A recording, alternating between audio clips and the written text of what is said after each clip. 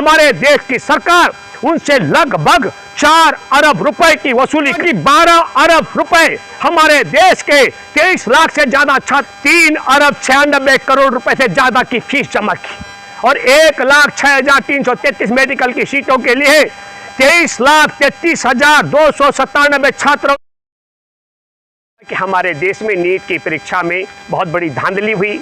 धांधली इस तरीके की हुई कि परीक्षार्थियों को कोर्ट का दरवाजा खटखटाना पड़ा। और धांधली कैसे हुई?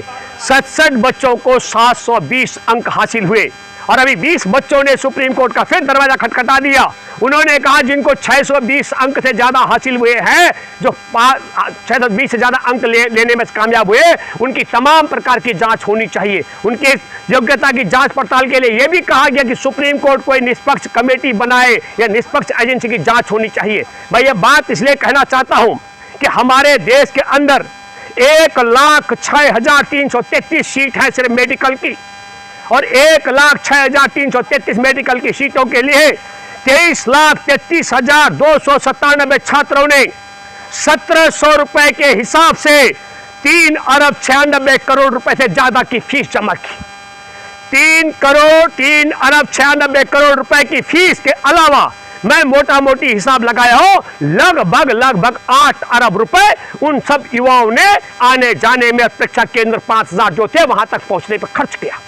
तो इसका मतलब है कि 12 अरब रुपए हमारे देश के 23 लाख से ज्यादा छात्र खत्म करते हो और हमारे देश की सरकार उनसे लगभग 4 अरब रुपए की वसूली करती हो और फिर भी ईमानदारी के साथ में पेपर नहीं दिला पाती हो परीक्षार्थियों को, उसमें भी घपला होता हो, घोटाला होता हो और हमारे देश के छात्रों को कोर्ट का दरवाजा खटखटाना पड़ता हो। ये बहुत दुख और अफसोस की बात है। जबकि सरकार बार बार कह रही है कि वो नकल रोकने के लिए कानून ला रही है, ये कर रही है, वो करे, तमाम हथकंडे। लेकिन बहुत रोचक बात है, जिन 67 बच्चों के 720 अंक आए और 20 बच्चे सुप्रीम कोर्ट में दरवाजा खटखटा रहे हैं कि 620 से ज्यादा अंक लेने वालों की जांच पड़ताल होनी चाहिए। तो यह बहुत बड़ा घोटाला है।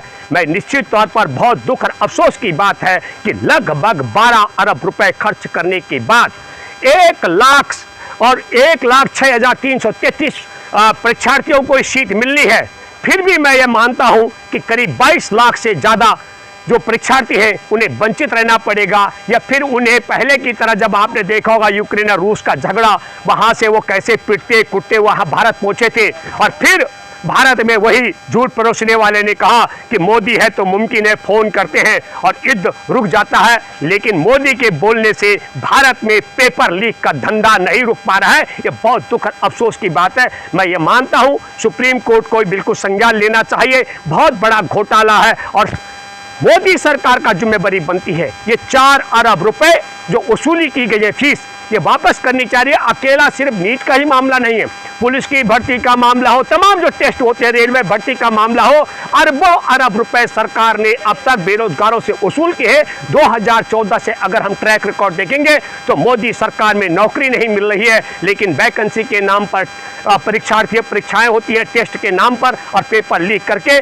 तमाम मामले रफा दफा होते हैं। लेकिन परीक्षार्थियों से जो वसूली की गई है 2014 से, वो अगर हम ईमानदारी के साथ उसकी गणना करें तो वह भी अपने आप में एक बहुत बड़ा घोटाला है, क्योंकि तमाम पेपर आपके लीक होते हैं, इनमें परीक्षार्थियों का कोई दोष नहीं होता। और मैं परीक्षार्थियों से अपील करता हूं, आप सब लोगों को एक स्वर में आवाज उठानी चाहिए और नरेंद्र मोदी की सरकार अगर ये नहीं रोक सकती है तो पहले परीक्षा दिला दे, परीक्षा सफल होने के बाद पेपर लीक ना हो, उसके बाद में फीस वसूली करने का प्रावधान करना चाहिए, क्योंकि नालायक सरकार है, परीक्षा में पैसा वसूली करती है और पेपर लीक का मामला नहीं रोक पाती है। और ये बगैर मोदी सरकार की इच्छा के, बगैर किसी भी कीमत पर मैं मानने के लिए तैयार नहीं हूं कि हमारे देश में पेपर लीक का मामला हो। मैं व्यक्तिगत तौर पर जानता हूं, क्योंकि नरेंद्र मोदी ने तो कह दिया 2047 तक मेरे से कुछ मत मांगो, 2047 तक न नौकरी मांगो ना आपको। हाँ देखिए आपके सामने है, मुंबई के